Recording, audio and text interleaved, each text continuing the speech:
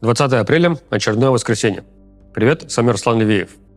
С прошлой недели пошла активизация по большей части линии фронта.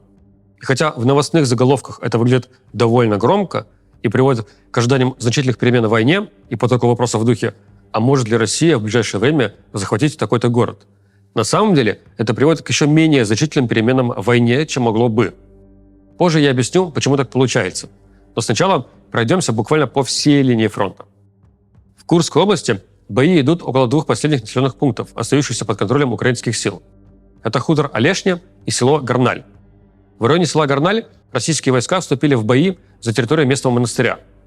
Была видеозапись с беспилотником с российскими солдатами, на основании чего поторопились заявить, что территория монастыря находится под контролем России. При этом многие Z-каналы опровергли это и предостерегли от очередных попыток взять территорию в кредит, то есть когда контроль над территорией заявляется до полноценного закрепления. В действительности бои там еще продолжаются, и украинские силы контратакуют. На мой взгляд, такая долгая борьба за эти два оставшихся крохотных кусочка территории говорит о предислокации части подразделений с Курского участка фронта на другие направления.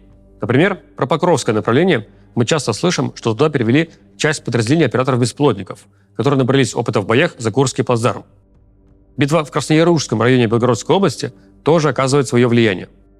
В целом, интерес командования Курской области как будто потерян, хотя при этом продолжаются тщетные попытки создания буферной зоны в Сумской области и проводятся атаки со стороны Басовки в сторону Локни.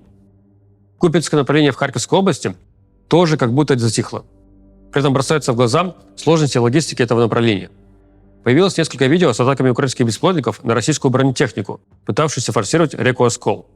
Поскольку река не широкая, эти попытки осуществлялись прохождением вброд, без наведения понтонных переправ. Но даже при этом команда подразделений украинских беспилотников смогли выявить такие попытки и пресечь их. И в итоге в последние пару недель российские плацдармы на правом берегу реки Оскол совсем не расширяются. По сообщениям украинских военных, на Лиманском направлении ежедневно участвуют в боях под 200 российских солдат. Им удалось соединить вместе два своих плацдарма на правом берегу реки Жеребец и начать штурм Новомихайловки. Также были продвижения и на левом берегу в районе Ямполовки. Торецкое направление остается одним из самых горячих. Здесь российские подразделения атакуют на широком участке фронта от Нелеповки до Тарасовки. Со стороны Нелеповки в сторону Леонидовки и Щербиновки были отмечены атаки на сплошь гражданских автомобилях, таких как, например, Нива или УАЗик-Буханка. Фактически началось наступление на Константиновку. И это при том, что город Торецк еще не дозахвачен. Сейчас начало этого наступления выражается в том, что российские войска пытаются сначала выровнять линию фронта, а затем двигаться в сторону трассы Покровск-Константиновка. В результате боев под контролем России остаются поселки Пантелеймоновка и Валентиновка. Также Минобороны России заявила о захвате Калинова. Но, честно говоря, их доказательства выглядят пока неубедительно. Они показали кадры с разрушенным зданием в поселке, из которого торчит российский флаг. При этом вокруг никого нет. Завязались бои за сухую балку. Есть видеозаписи, где российские солдаты находятся уже в самом поселке. Соседнее Покровское направление особенно отметилось на этой неделе. Все обсуждают начало мотосезона. Но только не того, которого вы можете встретить в своих мирных городах. Речь про массовое использование мотоциклов на фронте в атаках. Была массовая атака с применением под 100 штук мотоциклов и десятков единиц бронетехники. Все это шло со стороны Воздвиженки по направлению к Елизаветовке и Миролюбовке. До окраин Миролюбовки точно смогли добраться. А вот по Елизаветовке сейчас ситуация спорная. Российская сторона заявляет, что им удалось захватить населенный пункт, но подтверждения этому мы пока не видели. На западном фланге Покровского направления российская армия продолжает продвигаться в районе Котлеровки и Преображенки, попутно сообщая о захвате последней. На этом же участке фронта также были отмечены атаки на мотоциклах. Кстати, немного их было и на Купинском направлении. Короче, кучно пошло. Поэтому и говорю, что можно говорить об открытии мотосезона. Долгое время на Новопавловском направлении российским войскам не удавалось захватить Константинополь. Каждый раз лобовые атаки на село отбивались. И вот тогда российские подразделения решили применить свою излюбленную тактику захвата населенных пунктов. Вместо атаки в лоб обойти и отрезать логистику. И вот поэтому мы в прошлой неделе видели атаки южнее Константинополя, в результате которых был захвачен поселок Разлив. И уже от Разлива российские подразделения пошли в сторону трассы Запорожье-Донецк, в сторону села Богатырь, и взяли трассу под огневой контроль. В последнюю неделю оттуда приходил ряд видео, где российские беспилотники разбрасывали на дорогу чеснок. Нет, Они не боролись с вампирами, я не про растения говорю. Не удивляйтесь названию, но чеснок – это еще и военное заграждение, которое существует несколько сотен лет. Название является искаженным производным от слова «частик», то есть заграждение из ряда заостренных кольев. Состоит оно из нескольких соединенных звездообразным острых металлических штырей, направленных в разные стороны.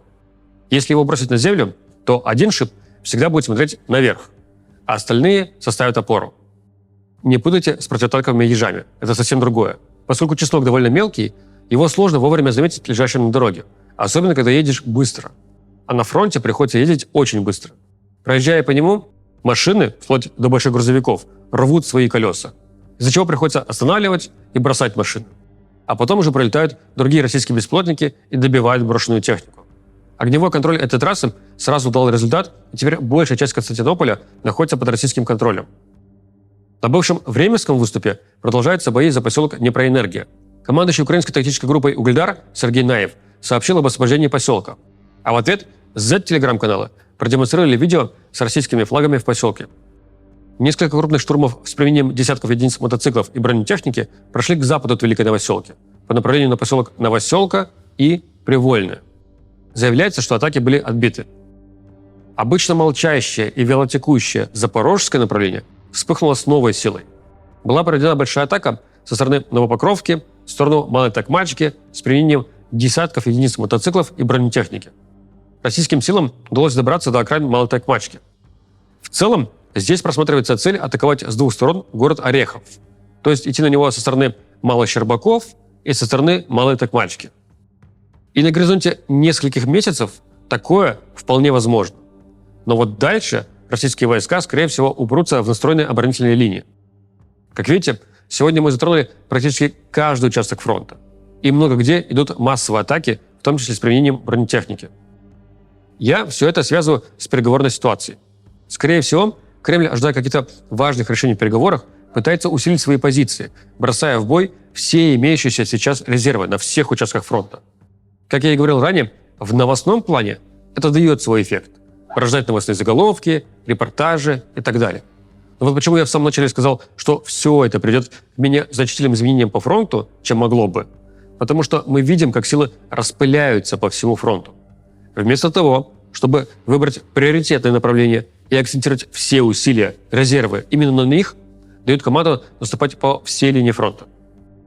Вчера Владимир Путин объявил о пасхальном перемирии, в рамках которого с 18 часов по московскому времени 19 апреля, то есть с субботы, и до полуночи 21 апреля, то есть до наступления понедельника, якобы дается приказ российским войскам остановить все боевые действия вдоль всей линии фронта. Я думаю, всем довольно очевидно, что все это не более чем реверанс перед Трампом. В западной прессе ведь ходили слухи, что администрация Трампа хочет добиться заморожения войны к Пасхе. А тут еще на неделе Трамп сказал, что если в ближайшие дни не увидит прогресса по переговорам, то он перейдет к другим темам, потому что ему есть чем еще заняться. Вот Путин и бросается с такими ходами и заявлениями, пытаясь как бы показать Трампу, что он тут за мир, он готов останавливать войну. Это просто вот Украина не готова. Собственно, он именно это в своем заявлении и сказал, что это объявленное перемирие типа покажет, насколько Украина готова вести переговоры. При этом само перемирие было объявлено за час до его вступления, а продлится оно меньше 2 суток. Естественно, в таком режиме нарушение такого перемирия неизбежно, потому что нельзя его вот так вот внезапно односторонне объявлять. Нужно двум сторонам договариваться, придумать механизм контроля соблюдения режима прекращения огня, разведения сторон, и только так это может работать. На это заявление отреагировал и Владимир Зеленский, сказав, что параллельно с этим заявлением Украина видит летящие в ее сторону шахеды, что весьма красноречиво говорит о реальных намерениях Путина. Параллельно с резкой активизацией большей части линии фронта с прошлой недели, мы также в нашей команде отмечаем значительное усиление воздушных атак по Украине. У нашей команды есть отдельное подразделение, которое занимается сводками по обстрелам. Так вот, они отмечают, что давно так не было. Каждодневные крупные атаки по украинским городам, где гибнет много гражданских. Практически каждый день мы фиксируем по 100-150 раненых и несколько убитых гражданских. В отдельные дни количество убитых исчисляется десятками. Это усиление воздушных атак пошло параллельно с активизацией фронта, и поэтому я также связываю это с переговорными процессами. Надо отдельно отметить и удар по Сумам, который не успел попасть в нашу прошлую сводку. Удар был нанесен 2 ракетами типа «Искандер». Один из них пришелся по Конгресс-центру Сумского государственного университета, где в тот момент проходило награждение военнослужащих 117-й бригады территориальной обороны. Второй удар пришелся по другому зданию, где расположен актовый зал университета. Похоже, российские военные не были уверены, где именно будет проходить мероприятие, и решили на всякий случай нанести удар по обоим зданиям. Из военных на данный момент известно про одного человека, который погиб в результате этого удара. А вот гражданских погибло 35 человек, из которых 2 – это дети. При этом еще было ранено 117 человек, из которых 15 – это дети. В международном гуманитарном праве существует принцип пропорциональности, соизмеримости, который ограничивает допустимый сопутствующий ущерб гражданским лицам и объектам при ударе по военным целям. При этом не существует какой-то условной таблички, в которой было бы сказано, что при ударе по военному штабу допустима гибель такого-то количества гражданских, а при ударе по складу – такого-то количества и так далее. Вместо этого применяются оценочные суждения, основанные на обстоятельствах конкретного случая. Учитывается военная значимость цели. Например, уничтожение штаба противника или склада оружия имеет более высокий вес, чем уничтожение блокпоста. Учитывается, предпринимались ли меры предосторожности, чтобы свести гражданские потери к минимуму. Например, выбор времени удара по цели.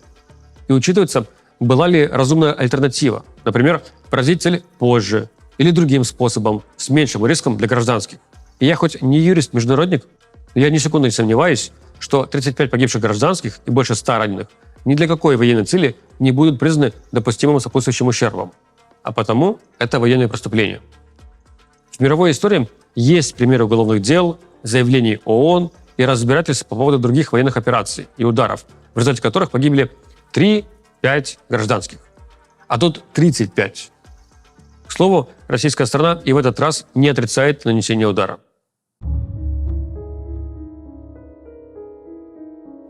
В Москве начались облавы, связанные с введением призывом на срочную службу. О первом случае задержания в московском метро сообщает проект «Идите лесом». Молодой человек ехал на работу с медицинскими документами на руках. На станции Новомосковская в вагон зашли полицейские и попросили его выйти. Они проверяли документы под предлогом того, что военкомат объявил его в розыск, после чего доставили в комнату полиции. В итоге сотрудникам МВД велел молодому человеку направиться в единый пункт призыва, чтобы избежать дальнейших задержаний. Движение сознательных отказчиков рассказало о задержании в метро молодого человека, признанного без медицинского освидетельствования на службу прошлой осенью. Его доставили в отделение полиции, сославшись на некое распоряжение, а оттуда перевезли на сборный пункт.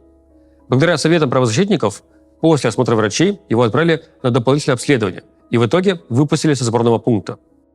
Еще о нескольких случаях задержаний и попыток отправить в армию на основе старого решения о призыве, несмотря на отсутствие под этим легальных оснований, сообщила коалиция «Призыв к совести».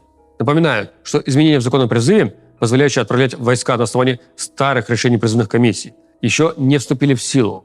И даже после этого закон не будет иметь обратной силы.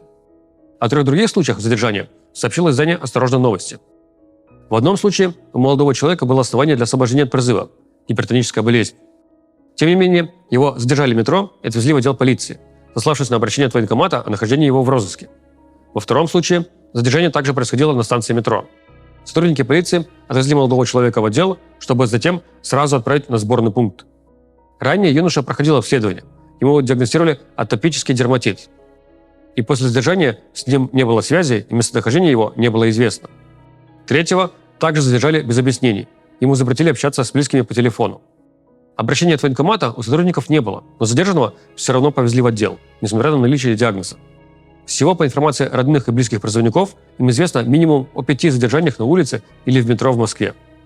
Полномочная по правам человека в Москве Татьяна Подтяева заявила о поступлении более 100 обращений от призывников. По ее словам, после начала весеннего призыва просто потоком пошли обращения. Молодые люди просят помощи в прохождении альтернативной службы, а также пытаются обратить внимание военкомов на состояние их здоровья. Обычно такие меры по призыву на срочную службу мы встречаем уже ближе к концу призыва, когда региональное руководство понимает, что план по набору не удается выполнить. В этот же раз весенний призыв идет всего больше 2 недель, а уже вот так жестят.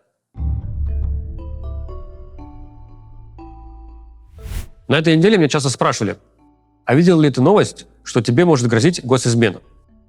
Дело в том, что председатель комиссии Госдумы по расследованию иностранного вмешательства, глава комитета по безопасности Василий Пискарев заявил, что деятельность ОСИНТ аналитиков в условиях войны с Украиной может квалифицироваться как госизмена. На самом деле, здесь ничего нового нет. Пожалуй, впервые мне такой вопрос, связанный с работой нашей команды, задали осенью 2014 года в военной прокуратуре существовавшего тогда Западного военного округа. Мы тогда уже вели расследование по появлению российских солдат на Донбассе. И придерживаясь принципов журналистской работы, я в те времена по каждому кейсу, найденного на Донбассе российского солдата, перед публикацией расследования высылал запрос в Минобороны с просьбой о комментарии. И вот тогда мои запросы переадресовывали в военную прокуратуру, после чего меня вызвали на опрос, и после которого уже неофициально, не под протокол, военный прокурор спросил меня: а вы в курсе, что такая ваша деятельность может квалифицироваться как госизмена? Так что, да, ребята, я уже 11 лет как в курсе. Спасибо. Ну что, вот такие вот у нас новости были на этой неделе.